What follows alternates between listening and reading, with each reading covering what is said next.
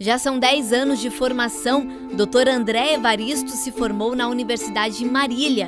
Fez residência em ortopedia no Hospital do Servidor Público Municipal e residência de cirurgia da coluna na Faculdade de Medicina do ABC.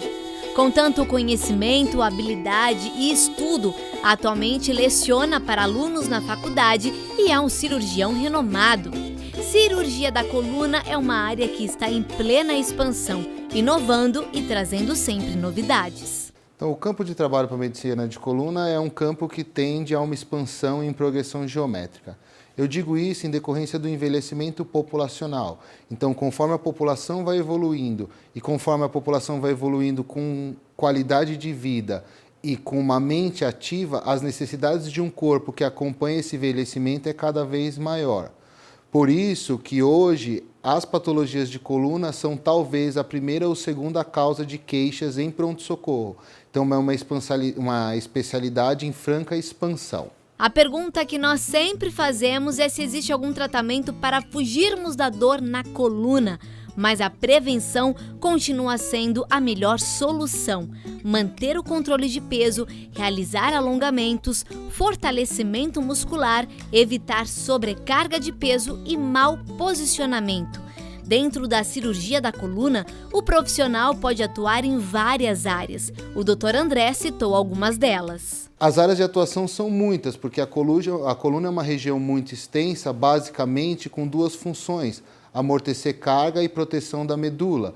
Então, você tem patologias relacionadas à coluna cervical, à coluna torácica, à coluna lombar, você tem as deformidades, você tem as doenças degenerativas relacionadas ao envelhecimento, tem câncer, tumor, neoplasias, então assim, a área de atuação é monstruosa. São mais de 10 anos atuando como especialista em cirurgia da coluna. Em média, são 30 operações realizadas por mês.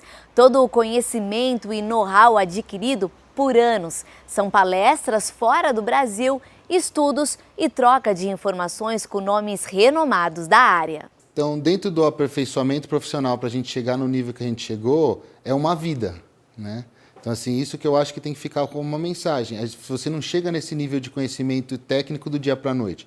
É uma vida trabalhando isso. Isso vai do primário, ginásio, colégio, vestibular, faculdade. Fiz uma residência que foi de ortopedia, fiz a segunda residência de cirurgia de coluna, prestei 3 provas, que é para a Sociedade Brasileira de Ortopedia, Sociedade Brasileira de Cirurgia de Coluna, para a National American Spine Society, então eu faço parte da Sociedade Americana de Cirurgia de Coluna. Tudo isso demanda dias, meses, anos de estudo. E era isso que eu queria deixar como uma motivação, como um incentivo, que o principal foco de ação e de investimento tem que ser em você. O foco de investimento não é na sua clínica, não é no seu negócio, não é na sua startup, não é no seu aplicativo.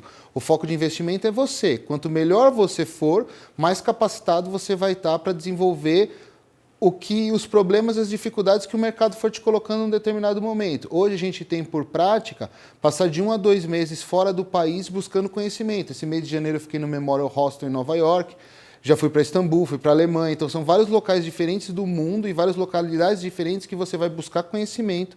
Aí você adapta esse conhecimento para a realidade que você vive e a partir daí não só você cresce, como o seu negócio cresce também, porque você que é o gestor. Os desafios são constantes. A medicina está avançada e o profissional que não acompanhar estes avanços ficará para trás. Hoje, as dores na coluna, como a lombalgia, atingem pelo menos 80% da população brasileira. Em algum momento da vida, você sentirá essa dor? No Brasil, 50 milhões de pessoas apresentam tal queixa por ano. Esse número vem crescendo anualmente com o aumento da longevidade da população. Então, eu acho que o principal desafio hoje da cirurgia de coluna é você conseguir fornecer para o seu paciente o que ele realmente quer, o que ele realmente precisa. Primeiro, o paciente ele cria às vezes falsa expectativa, falsa esperança e às vezes ele quer uma coisa que a ciência ainda não é capaz de dar. Isso é um fator importante a ser levado em consideração. O outro fator importante que a gente tem que levar em consideração é o esforço pessoal e individual que cada indivíduo vai ter que ter para desempenhar ou para obter o resultado que ele quer. Então, eu acho que o principal desafio é a gente conseguir fornecer a ciência adequada e conseguir fazer com que aquele indivíduo faça o que ele precisa fazer para que essa comunhão de fatores resulte na qualidade de vida ou no que o paciente espera como resultado final de um procedimento. Além de atuar como médico cirurgião, o Dr. André Evaristo é um empreendedor visionário. Investe e acredita em outros negócios longe da medicina. Empresário, médico, pai de família e esposo. Uma vida com focos e metas, mas sem rotina. Conciliar o lado empresarial com a rotina da medicina, para muitos pode parecer caótico. Agora, dentro da rotina, é uma coisa que evolui de uma maneira bem tranquila. Eu acho que o principal fator é você ter um suporte familiar que te traga estabilidade para que você consiga realmente trabalhar diversas vertentes ao mesmo tempo. Depois, você tem que ter o perfil de personalidade de não ser acomodado. Assim, a vida é caótica, a gente está aqui vendo a bolsa ao mesmo tempo com um problema na startup, vendo o paciente, tendo que operar à tarde, chega à noite, tem que estudar uma coisa, tem que estudar outra, tem que se atualizar numa coisa, tem que começar a estudar coisas novas que você nunca viu.